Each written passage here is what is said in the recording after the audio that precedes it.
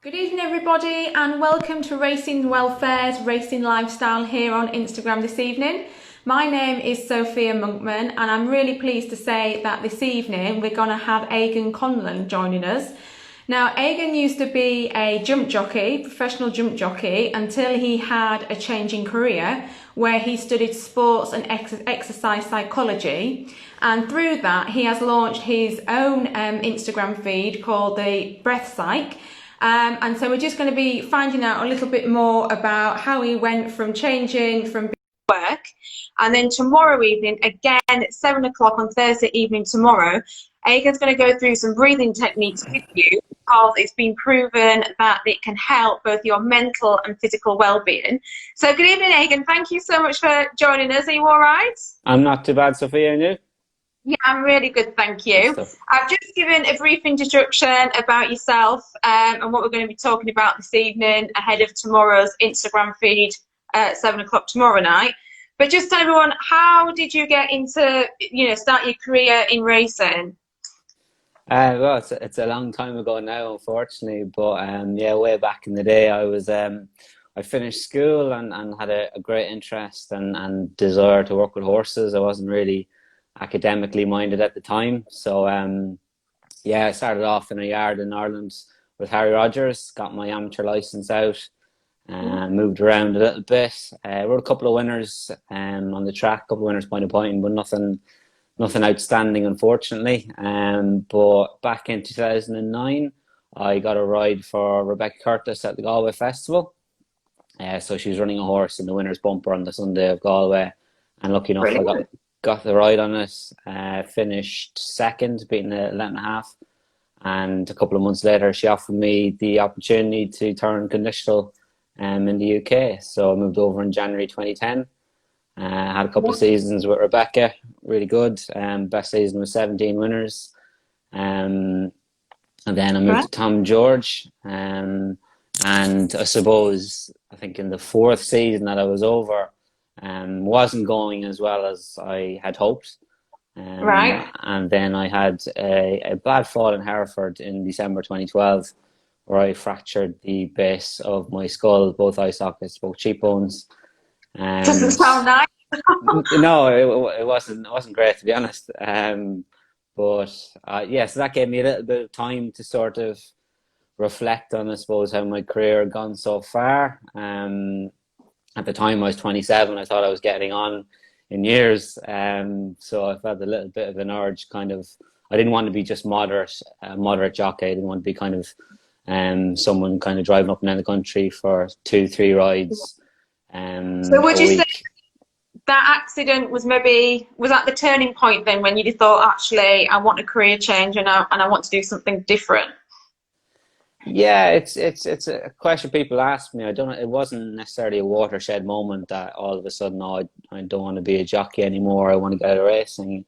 No, it was just sort of I don't know. It just made me question what I was getting out of it in terms of the amount of effort I was putting in, and maybe maybe my ability in the saddle wasn't enough to get the rewards I wanted from it. And as I said, I didn't want to be sort of a moderate at anything. I wanted to be, the best in a discipline, whatever that was. So I had worked with a sports psychologist before, just in terms of my own mental and psychological approach to racing. I was someone who's very hard on themselves. After a race, I struggled with my confidence before a race, things like that. And I find working with a psychologist quite helpful. But I also felt that I could almost do a better job than him.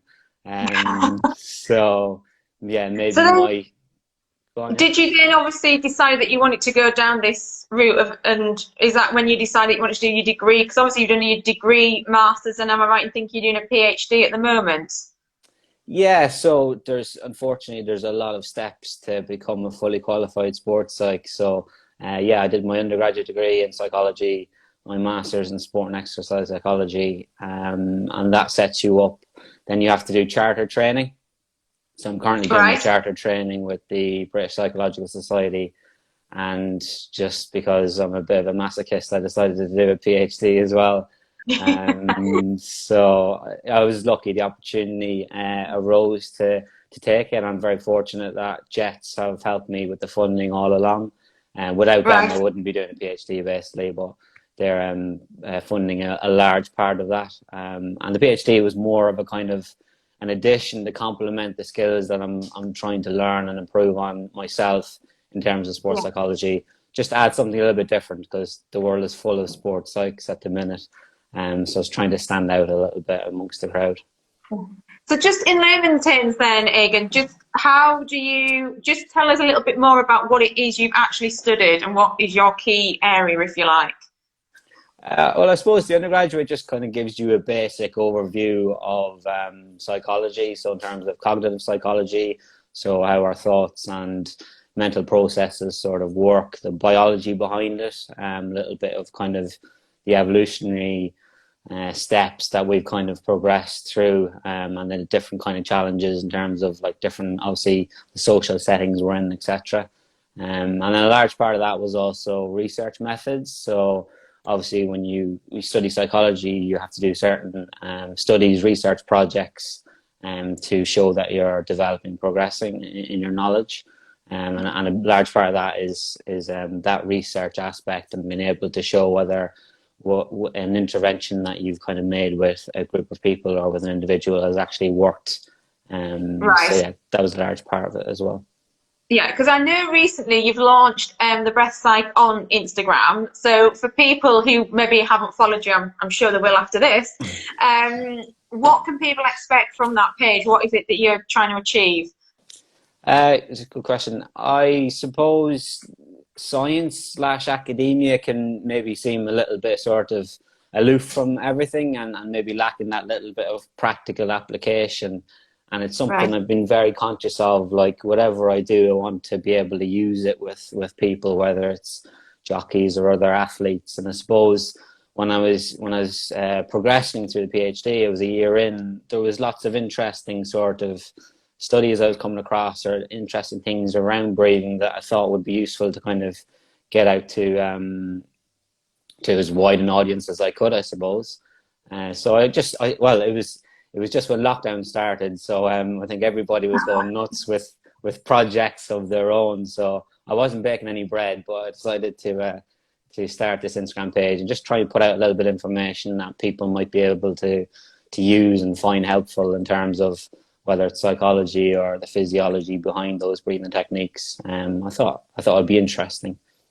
Yeah, that sounds good. I was doing nothing but make banana bread, so you don't have a better productive lockdown than me. And so I guess, so people can go on there then, and am I right in thinking that you're giving them breathing techniques that can enhance their well-being, whether it be mental or physical then? Yeah, that's correct. And listen, I'm far from an expert from it as well. You know, I've only been studying the area for about a year and a half. So whatever I'm kind of putting across, I'm coming to grips with it myself.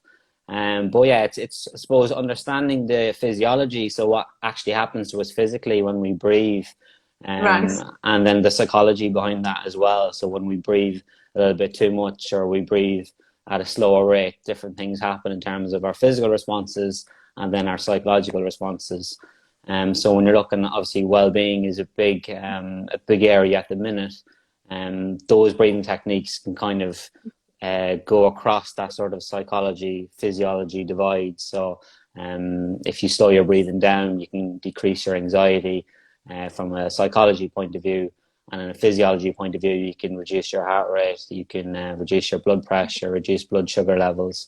So that's all going to kind of come across as it's a great because it's a full package and it's so simple. There's literally no kind of hidden sort of meaning to it or anything. It's literally it's breathing, but it's just putting a little bit more emphasis on how you're doing it, how fast you're doing it, etc.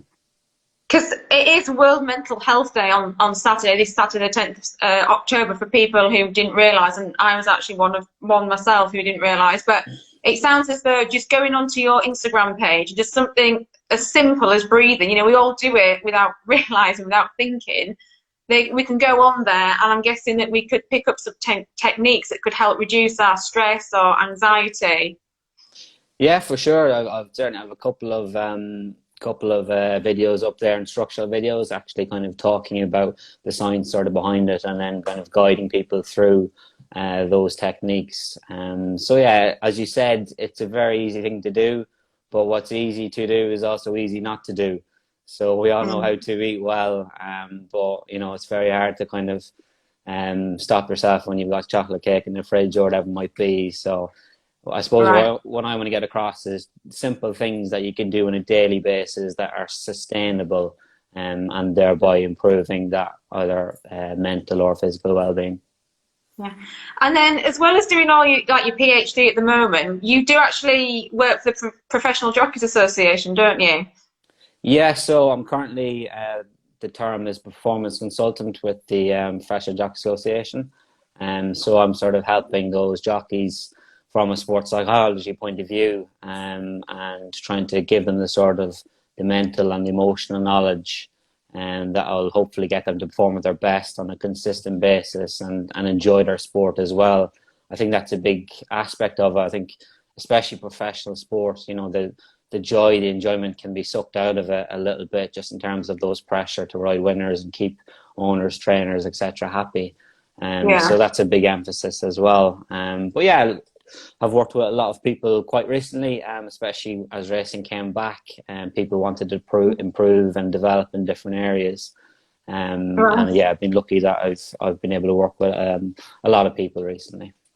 Great. And how many jockeys do you say you would work with a week? Is it kind of is it a common occurrence that jockeys get in touch are more maybe struggling than what we realise?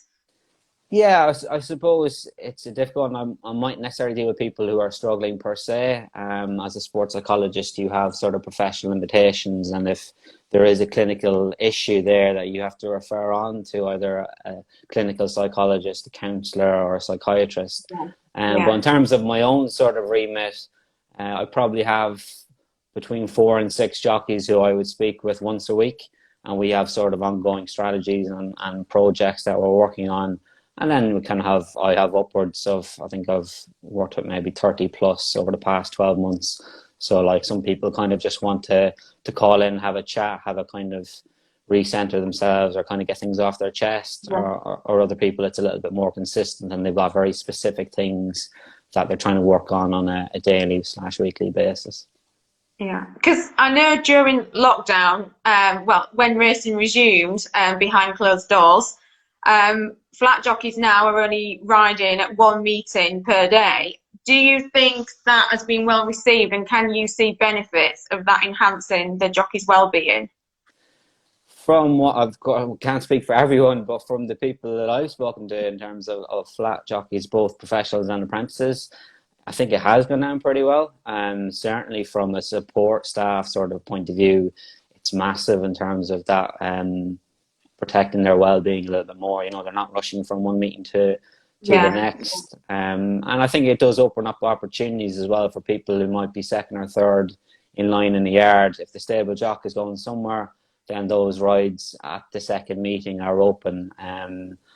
So yeah, I think it's definitely been objectively it's been it's a good addition. But you know, I'm sure there's some people who are against it. But it's like every decision, you can't please everybody all the time. But it's not just jockeys. You work with other sports people, don't you, as well? Yeah, I've been lucky to work over a sort of variety of sports at this point, between rugby, Bristol women's rugby, Bristol City women's football. Currently I work with British athletics, England netball and England hockey. So it's nice to kind of flick between sports and see the kind of the comparisons and the differences between those, and you kind of see similar trends or similar themes coming up with athletes that you deal with, although they might be in a different context.